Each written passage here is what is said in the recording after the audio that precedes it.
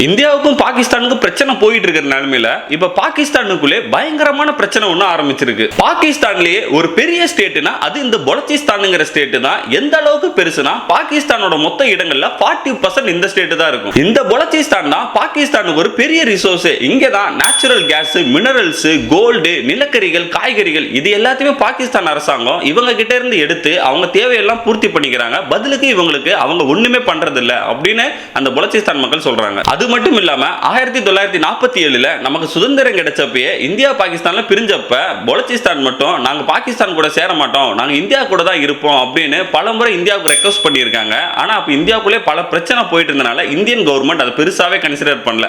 அதுக்கப்புறம் அவங்க என்ன பண்ணியிருக்காங்கன்னா நாங்க பாகிஸ்தான் கூட சேர மாட்டோம், நாங்க தனி நாடாவே இருந்துக்கிறோம் அப்படின்னு அப்பையில இருந்து இப்ப வர போராட்டம் பண்ணிட்டு தான் இருக்காங்க. இப்ப ஏன் இந்த பலூச்சிஸ்தான் பிரச்சனை இவ்வளவு பெருசா இருக்குன்னா பாகிஸ்தான் போய் பலூச்சிஸ்தானை சுரண்டது மட்டும் இல்லாம பாகிஸ்தான் இப்ப சைனாவையும் கூப்பிட்டு பலூச்சிஸ்தான்ல சுரண்ட சொல்லியிருக்காங்க. அது மட்டும் இல்லாம பலூச்சிஸ்தானோட சுதந்திரத்துக்காக மக்கள்லாம் போராடிக்கிட்டு இருக்கும்போது கொஞ்ச நாளாவே கொஞ்சம் பேரெல்லாம் காணாம போயிட்டு இருந்திருக்காங்க. கொஞ்ச நாள் கழிச்சு அவங்க எல்லாமே இறந்த நிலையில கண்டெடுக்கப்பட்டிருக்காங்க. இது எல்லாமே தான் இப்ப பலூச்சிஸ்தான் பிரச்சனை பெருசாகிறதுக்கான காரணம்.